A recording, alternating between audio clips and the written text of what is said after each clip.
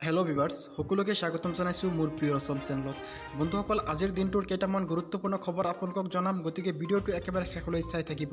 ইয়াৰ আগতে আপুনি যদি মোৰ চেনেলটো এতিয়াও ছাবস্ক্ৰাইব কৰা নাই তেন্তে এনেকুৱা ভিডিঅ'বোৰৰ আপডেট সবাতোকৈ আগত পাবলৈ মোৰ চেনেলটো ছাবস্ক্ৰাইব কৰি কাষত থকা বেল আইকনটো প্ৰেছ কৰি দিব। আজিৰ প্ৰথম খবৰটো হ'ল পঞ্চম পৰ্যায়ৰ লকডাউন আৰম্ভ হোৱাৰ দিনটোতেই সাধাৰণ জনতাৰ বাবে বেয়া খবৰ। পুনৰ বাঢ়িল ৰন্ধন গেছৰ চিলিণ্ডাৰৰ দাম। প্ৰতিটো চিলিণ্ডাৰত 110 টকাকৈ বৃদ্ধি হৈছে। দেশৰ তেল কোম্পানীসমূহ HPCL, BPCL আৰু IOCয়ে ৰাজ সাহায্যবিহীন ৰন্ধন গেছৰ চিলিণ্ডাৰৰ দাম বৃদ্ধিৰ কথা ঘোষণা কৰিছে। 14.2 কিলোগ্ৰামৰ ৰাজ সাহায্যবিহীন চিলিণ্ডাৰৰ দাম দিল্লীত 11 টকা 50 পইচা বৃদ্ধি পাইছে। এতিয়া নতুন দাম 593 টকালৈ বৃদ্ধি পালে। তেনেদৰে দেশৰ আন চহৰতো ঘৰুৱা ৰন্ধন গেছৰ চিলিণ্ডাৰৰ দাম আজিৰে পৰা বৃদ্ধি পাইছে। কলিকাতাত 31 টকা 50 পইচা, মুম্বাইত 11 টকা 50 পইচা আৰু চেন্নাইত 37 টকালৈ বৃদ্ধি পাইছে চিলিণ্ডাৰৰ দাম। উল্লেখ্য যে ইয়াৰ পূৰ্বে মে' মাহত 162 টকা 50 পইচা হ্ৰাস পাইছিল চিলিণ্ডাৰৰ মূল্য। আনহাতে 19 কিলোগ্ৰামৰ চিলিণ্ডাৰৰ দামো 110 টকালৈ বৃদ্ধি পাইছে। এই চিলিণ্ডাৰৰ নতুন দাম হ'ব 1139 টকা 50 পইচা। 14.2 কিলোগ্ৰাম ৰাজ সাহায্যবিহীন LPG চিলিণ্ডাৰৰ দাম গুৱাহাটীত 573 টকাৰ পৰা বৃদ্ধি পাই 636 টকা হৈছে। মুঠ 63 টকা বৃদ্ধি পাইছে LPG চিলিণ্ডাৰৰ মূল্য।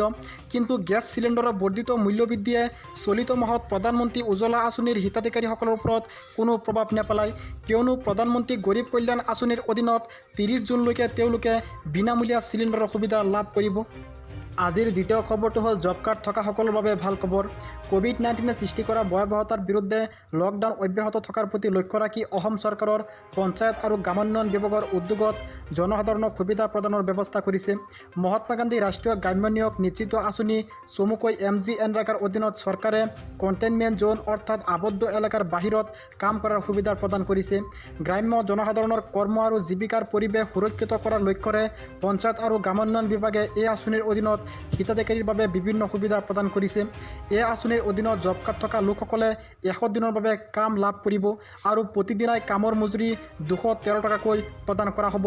আনহাতে জব কাৰ্ড নথকা লোকসকলে নিজ নিজ গাঁও পঞ্চায়তত আবেদন কৰি 15 দিনৰ ভিতৰত জব কাৰ্ড লাভ কৰিব পাৰিব বুলি বিভাগৰ সূত্ৰত কোৱা হৈছে। গতিকে জব কাৰ্ডৰ বাবে আপোনালোকে কেনেকৈ আবেদন কৰিব এই বিষয়লৈ মই নেক্সট এটা ভিডিঅ' বনাম। গতিকে ভিডিঅ'টো পাবলৈ আপোনালোকে এই চেনেলটো এতিয়াই ছাবস্ক্ৰাইব কৰি থওক। আজিৰ তৃতীয় খবৰটো হ'ল 1 জুনৰ পৰা দেশত পুনৰ আৰম্ভ হৈছে ৰেল সেৱা। 2 মাহৰ পিছত আৰম্ভ হোৱা এই ৰেল সেৱাত দেশত চলিব 200খন ৰেল। ইয়াৰে অসমৰ পৰা চলিব 3খনকৈ ৰেল।